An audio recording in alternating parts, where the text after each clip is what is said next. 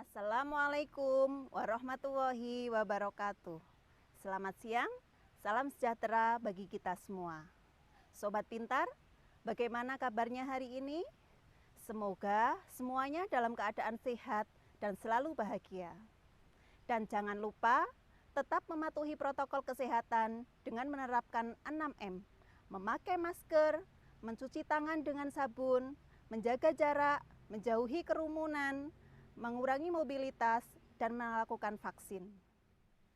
Ucapan terima kasih kami sampaikan kepada Bupati Kendal, Bapak Diko Garinduto, Bapak Kepala Dinas Pendidikan Kebudayaan Kabupaten Kendal, Bapak Wahyu Yusuf Ahmadi, dan Korwil Cambidik Kecamatan Pelantungan, Ibu Eni Trihandini.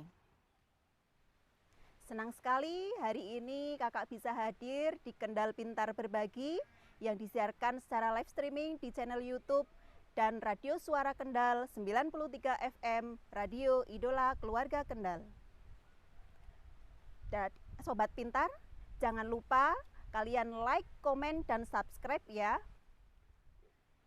Sebelum kita melaksanakan kegiatan pada hari ini, alangkah baiknya kita berdoa terlebih dahulu. Marilah kita berdoa sesuai dengan agama dan kepercayaan masing-masing. Berdoa dimulai. Berdoa selesai. Sobat Pintar, hari ini pertama kali kakak hadir di Kendal Pintar Berbagi. Oleh karena itu, izinkanlah kakak untuk memperkenalkan diri. Nama kakak Mutia Wahyuningrum. Kakak mengajar di SDN 1 Bedosari, Kecamatan Pelantungan. Sobat Pintar, Kecamatan Pelantungan itu adalah salah satu kecamatan di Kabupaten Kendal yang letaknya cukup jauh dari kota kabupaten. Pelantungan adalah salah satu kecamatan di Kabupaten Kendal yang berada di bagian barat daya. Sobat Pintar, di Pelantungan ini ada banyak tempat wisatanya loh. Tempat wisatanya juga cukup menarik. Ada Curug Ceglong, Curug Simawur, ada pemandian air panas, ada pemandian Telogomili. Nah, nanti kalau adik-adik berkunjung ke Pelantungan, silahkan untuk mengunjungi tempat-tempat wisata yang ada di sana. Sobat Pintar, hari ini kakak tidak hadir sendirian, tetapi kakak akan ditemani oleh narasumber yang akan membagikan praktik baik pembelajaran. Siapa narasumber kita hari ini?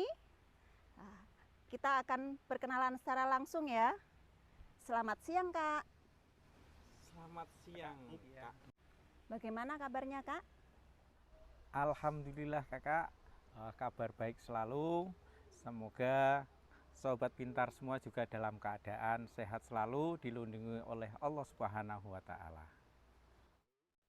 Silahkan Kakak memperkenalkan diri dulu kepada Sobat Pintar supaya bisa lebih mengenal Kakak, karena kata pepatah, tak kenal maka tak sayang.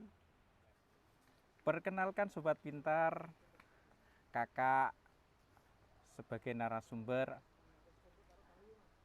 diberi nama oleh orang tua Kakak, Syafi'i Mahfud. Kakak berasal dari lain Kabupaten Kendal, yaitu dari Kabupaten Batang, tetapi Kakak diberi tugas di Kecamatan Pelantungan di SD 2 Bendosari. Kakak di Kecamatan Pelantungan sudah mengajar selama 12 tahun. Alhamdulillah sampai sekarang masih merasa kerasan di Kecamatan Pelantungan. Karena apa? Di Kecamatan Pelantungan sungguh luar biasa. Apa yang dikatakan tadi oleh Kak Mutia, di sana dengan suasana pedesaan yang sangat sejuk. Begitu Kakak Mutia. Kak Syafi'i ini berasal dari Kabupaten Batang, tepatnya dari Gringsing, dan mengajar di Pelantungan itu membutuhkan waktu yang cukup lama, tetapi tidak menyurutkan semangat beliau ini untuk terus mengajar. Ya Kak Syafi'i, hari ini topik kita apa sih? Untuk topik kita pada kali ini, kita akan sedikit mengenal tentang apa itu sosiodrama, Kakak. Sosiodrama. Iya, sosiodrama. Apa sih Kak sosiodrama itu? Ya, sosiodrama itu kita akan mengenal seperti bermain peran. Ya, bermain peran itu kita memerankan diri kita seperti orang lain dalam kondisi dan situasi tertentu. Jadi anak kita latih memerankan seseorang, entah nanti itu peran sebagai tokoh pejuang atau pedagang atau guru, itu kita nanti akan mengenalkan kepada anak. Nah, praktek baik yang saya lakukan itu kakak, itu kita mengenalkan ke anak tentang para pejuang. Wah, menarik sekali iya, ya Kak. iya. Dengan bermain sosiodrama ini nanti anak-anak akan kita ajak untuk bermain peran seperti artis ya Kak? Iya, sedikit seperti artis. Di lain itu juga kita akan lebih menerapkan ke anak untuk menghargai jasa para pahlawan. Ya, selama ini kan anak selalu main game, bermain gadget, hanya taunya tokoh-tokoh idolanya tentang pemain-pemain game atau tokoh-tokoh gamenya. Nah, kita dengan memperkenalkan ke anak tentang tokoh-tokoh pejuang di Indonesia itu supaya lebih mengenal lagi dan lebih menghargai jasa para pahlawan. Iya. Dengan bermain sosiodrama pasti anak akan lebih tertarik ya Kak ya? Iya. Karena anak bisa mengalami secara langsung. Anak bisa lebih mendalami, anak bisa lebih memahami apa itu makna proklamasi. Iya kakak. Safi'i, Ya. bagaimana persiapan sebelum melaksanakan sosiodrama ini? Langkah-langkah yang saya lakukan dalam pelaksanaan pembelajaran sosiodrama itu yang pertama menjelaskan tujuan pembelajaran dan kompetensi yang akan kita capai ke anak-anak. Setelah menjelaskan kompetensi itu langkah yang kedua, saya memberikan skenario dan penentuan tokoh-tokoh yang akan diperankan oleh anak-anak. Ya. Selanjutnya pada saat pelaksanaannya itu bagaimana Kak? Ya setelah penentuan peran baru kita melaksanakan prosesnya. Proses itu tidak cuma di dalam kelas kakak. Ya, saya mengambil settingan atau tempat untuk lokasi pengambilan gambar dari sosiodrama.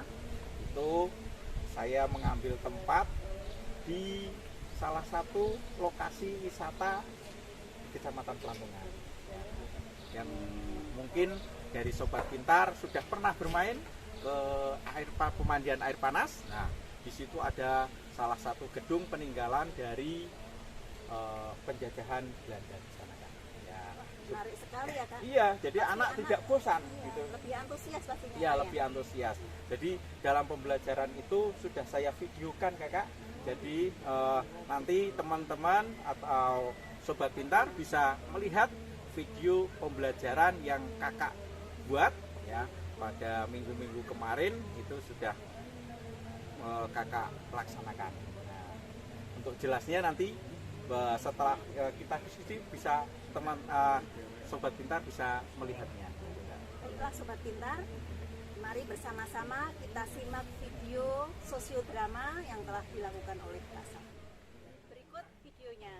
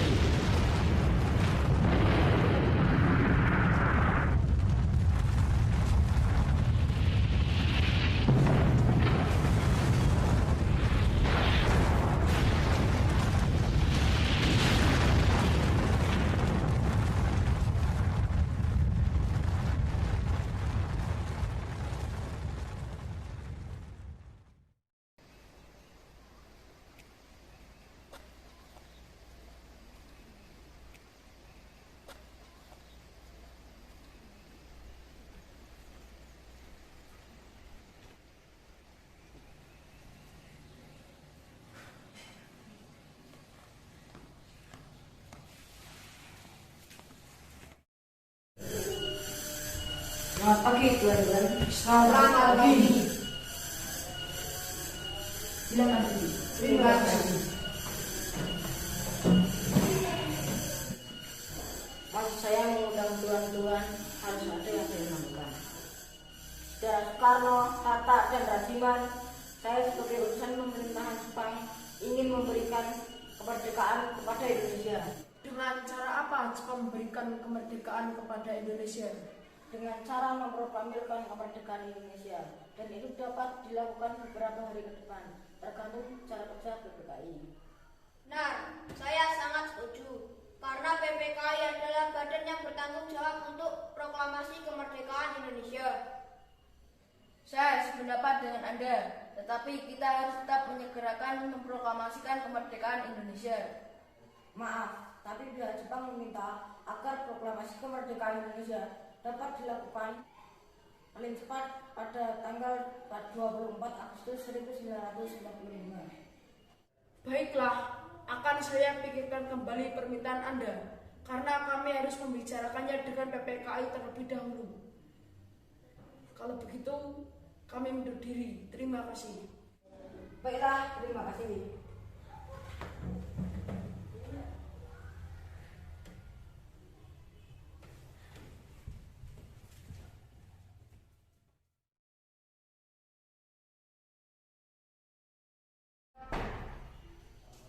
Assalamualaikum. Waalaikumsalam.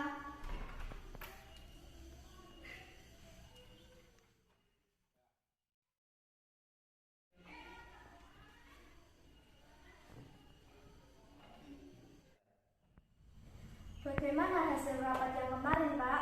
Jepang memberikan kemerdekaan kepada kita. Lalu, apa yang bisa saya bantu, Pak? Oh iya, ini ada kain. Tolong jahitkan menjadi bendera. Baik, Pak. Saya akan menjahitkan kain ini menjadi bendera. Terima kasih.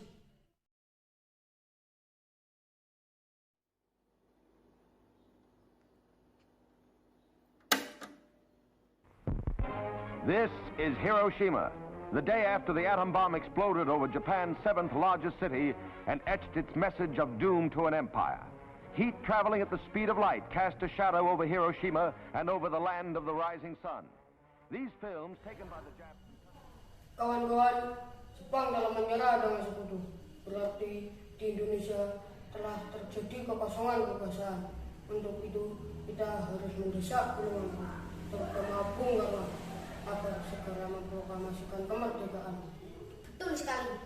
Tapi kita tidak harus memproklamasikan kemerdekaan lewat PPKI. Kenapa kita tidak lewat PPKI?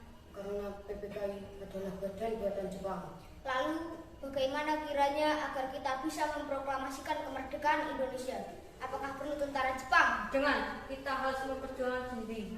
Lalu, siapa yang pantas untuk memproklamasikan kemerdekaan? Bung Karno, atas nama rakyat Indonesia, kita sebarkan melalui radio.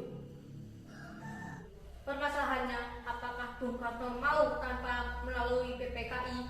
Kalau Bung Karno tetap bersikukuh agar proklamasi dilakukan melalui PPKI, kita harus membujuknya. Kalau perlu, Apa? Kita harus membicarakannya secara baik-baik dengan beliau.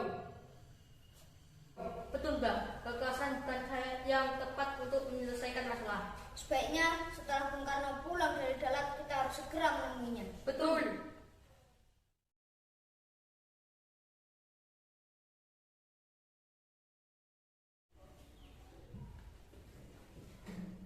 Selamat malam, Bung Karno. Selamat malam.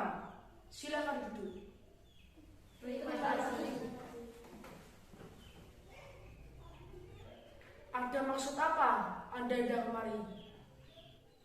Sekarang, Bung, sekarang. Malam ini juga kita kobarkan revolusi. Kami sudah siap mempertaruhkan jiwa raga kami. Jika Bung Karno tidak mau memproklamasikan kemerdekaan, maka akan terjadi pertumpahan darah dan pembunuhan besar-besaran. Pertumpahan darah apa? Jika ingin, ini benar-benarku. Syarat, pojokan, potong malam ini juga. Tidak perlu besok dan tidak perlu pertumpahan darah lagi. Sudah.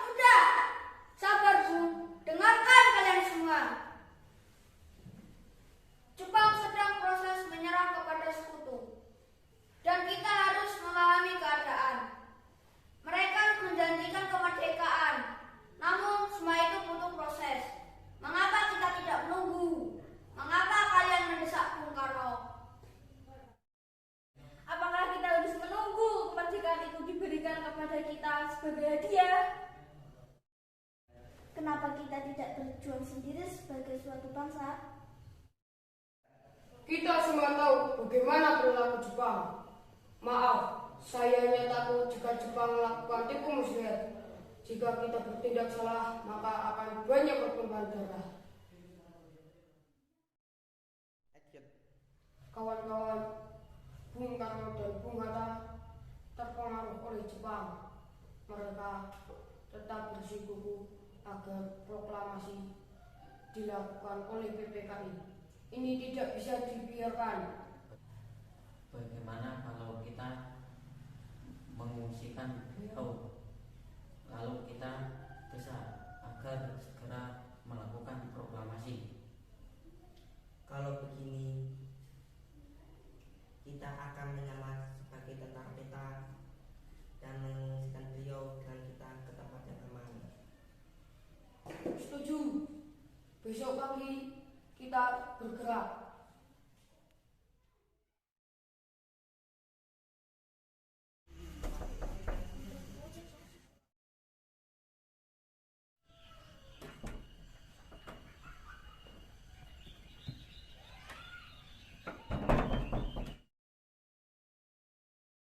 Bung, mari ikutlah bersama kami. Kemana? Kita perlu bermusyawarah. Percayalah, Anda akan aman bersama kami. Baiklah.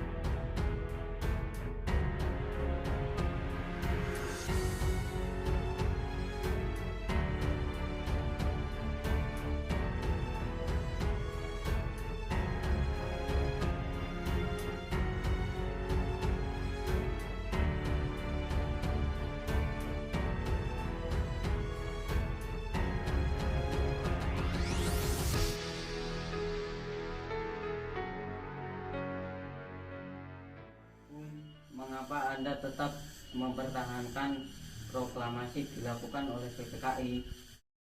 Bukannya saya tidak setuju membacakan proklamasi kita sendiri, tapi kita harus mengutamakan situasi terlebih dahulu agar rakyat tidak menjadi korban. Kami golongan muda dan peta akan ada di belakang Anda jika terjadi apa-apa. Baiklah, kalau itu keputusan kalian, kami akan pikirkan kembali. Kami sudah bertekad bulat untuk melakukan revolusi. Kami harap Anda segera memproklamirkan kemerdekaan sekarang atau malam ini juga. Lalu apa? Dalam revolusi yang penting itu adalah waktu yang tepat. Di Saigon, saya sudah merencanakan tanggal 17. Mengapa harus tanggal 17? Mengapa tidak sekarang saja? Saya tidak dapat menerangkannya dengan pertimbangan akal. Mengapa angka 17 memberi harapan kepada kami? Kita di dalam bulan suci Ramadan. Al-Quran diturunkan tanggal 17. Orang Islam sholat 17 rakaat dalam sehari. Besok Jumat lagi, Jumat yang berbahagia. Itulah menurutku keistimewaan angka 17, bukanlah buatan manusia. baiklah Bung, kami menurut dengan pendapat Anda.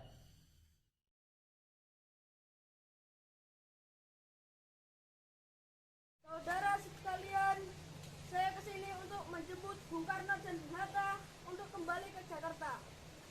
Tidak Jakarta, Rio pasti terpengaruh oleh Jepang. Saya berjanji akan mengamankan Bung Karno dan Bung Hatta paling lambat tanggal 17 Agustus, proklamasi kemerdekaan Indonesia.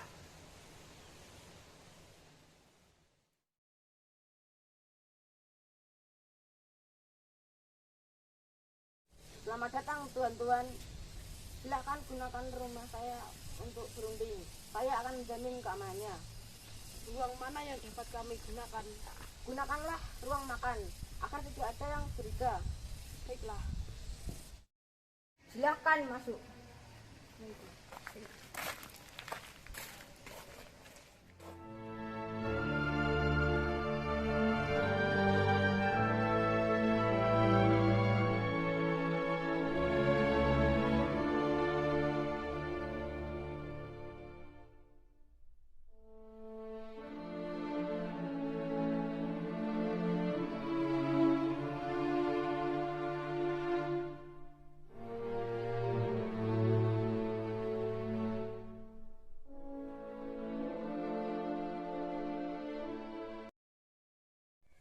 Keadaan yang mendesak telah memaksa kita semua untuk mempercepat proklamasi kemerdekaan Indonesia.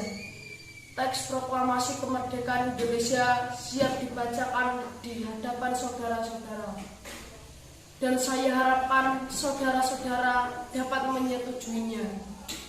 Dan kepada siapa saja yang hadir di acara ini dapat menandatanganinya secara bersama-sama. Saya kurang setuju. Sebaiknya teks proklamasi ditandatangani oleh Anda, Bung Karno dan Bung Hatta, atas nama bangsa Indonesia. Bagaimana saudara-saudara? Setuju. Sayuti, tolong ketikkan ini. Baik.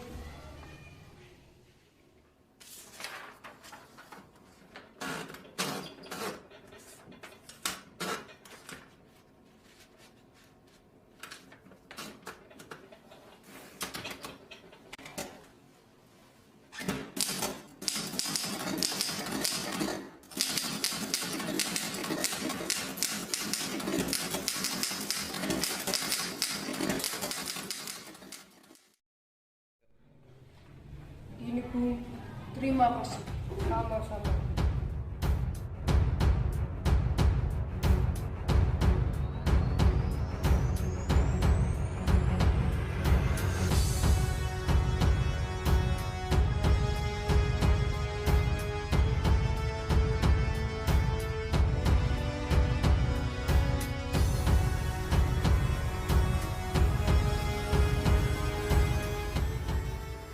Saudara-saudara sekalian, saya telah meminta saudara hadir di sini untuk menyaksikan suatu peristiwa maha penting dalam sejarah kita.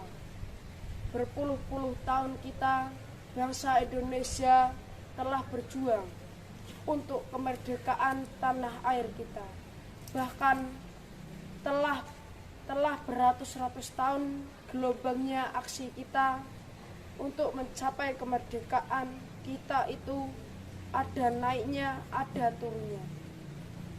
Tetapi jiwa kita tetap menuju ke arah cita-cita. Juga di dalam zaman Jepang, usaha kita untuk mencapai kemerdekaan nasional tidak berhenti. Di dalam zaman Jepang ini tampaknya saja kita menyadarkan diri kepada mereka. Tetapi pada hakikatnya tetap kita menyusun tenaga kita sendiri. Tetap kita percaya pada kekuatan sendiri. Hanya bangsa yang berani mengambil nasib dalam tanah sendiri akan dapat berdiri dengan kekuatannya. Maka kami tadi malam telah mengadakan musyawarah dengan pemuka-muka rakyat Indonesia dari seluruh Indonesia. Permusyawaratan itu seia sekata berpendapat bahwa sekaranglah datang saatnya untuk menyatakan kemerdekaan kita. Saudara-saudara, dengan ini kami menyatakan kebulatan tekad itu. dengarkanlah proklamasi kami. Proklamasi. Kami, bangsa Indonesia, dengan ini menyatakan kemerdekaan Indonesia. Hal-hal yang mengenai pemindahan kekuasaan dan lain-lain diselenggarakan dengan cara saksama dan dalam tempo yang sesingkat-singkatnya. Jakarta, 17 Agustus 1945, atas nama bangsa Indonesia, Soekarno Hatta.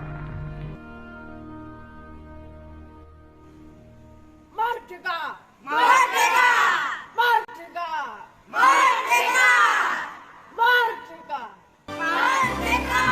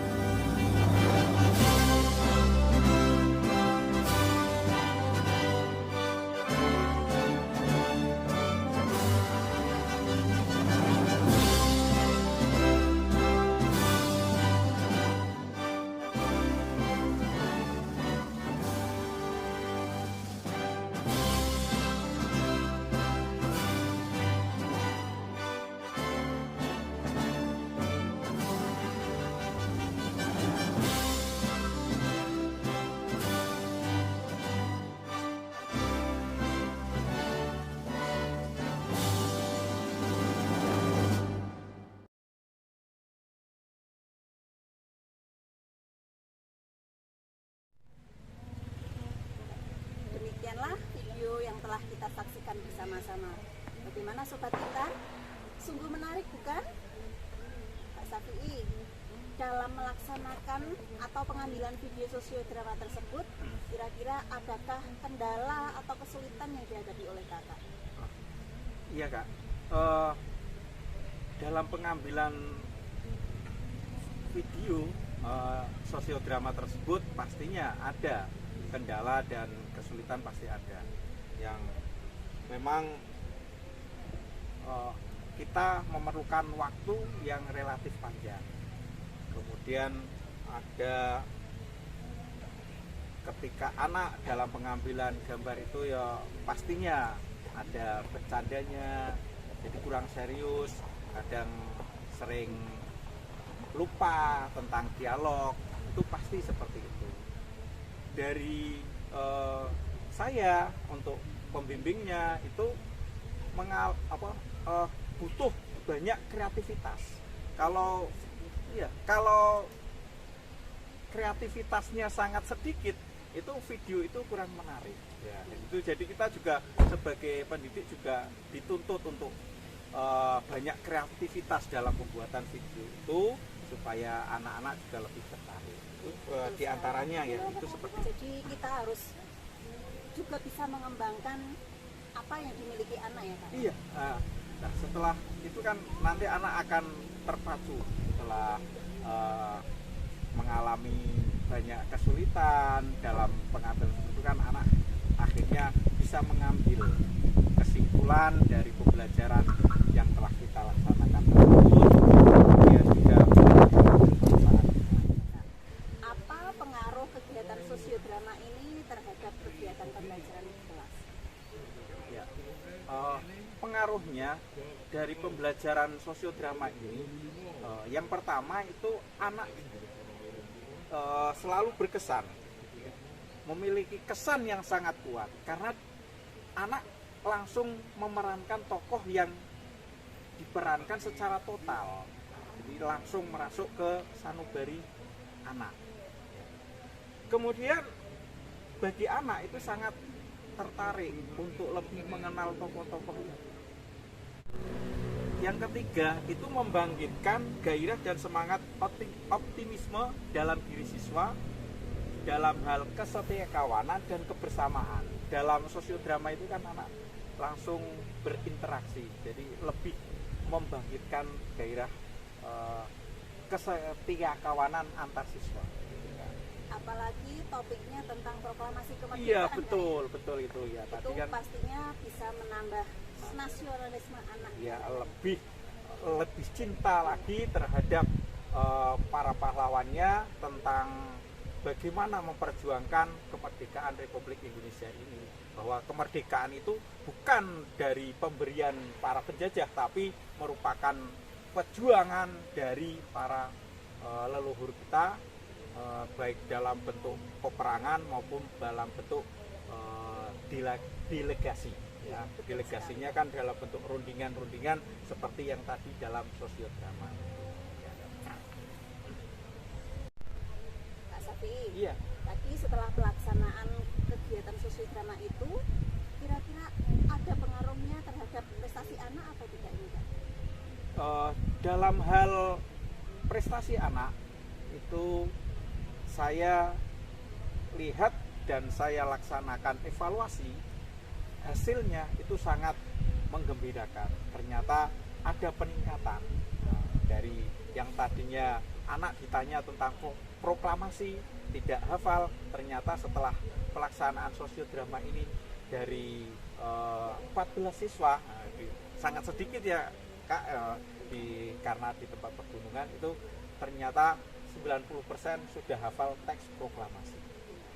Itu sangat ada peningkatan signifikan, yang tadinya berarti hanya 1 anak, 2 anak itu sekarang sudah ada dampak yang sangat baik ini, Kak, ya? Iya, sangat baik, sangat baik. Iya, itu masalahnya kan sangat tertanam dalam jiwa anak untuk cinta tanah air, dan itu sangat membuat anak lebih bersemangat dalam hal belajar. Kak Safi, sebelum kita mengakhiri kegiatan ini, kira-kira ada pesan apa sih yang akan Kak Safi sampaikan kepada Sobat Pintar dan juga para pendidik? Sobat Pintar, dari praktek baik yang saya laksanakan dalam pembuatan sosiodrama, pastinya masih banyak kekurangan. Untuk itu kita sebagai seorang pendidik jangan lupa untuk banyak berkreativitas dalam hal memajukan pendidikan di Kabupaten Kendal. Demikianlah praktik baik pembelajaran yang telah disampaikan oleh Kak Safi. Semoga bisa membawa kebermanfaatan bagi kita semua. Selanjutnya, dari awal sampai akhir, apabila kami berdua ini ada kekeliruan, ada kekhilafan, kami mohon maaf yang sebesar-besarnya. Kami akhiri. Wassalamualaikum warahmatullahi wabarakatuh.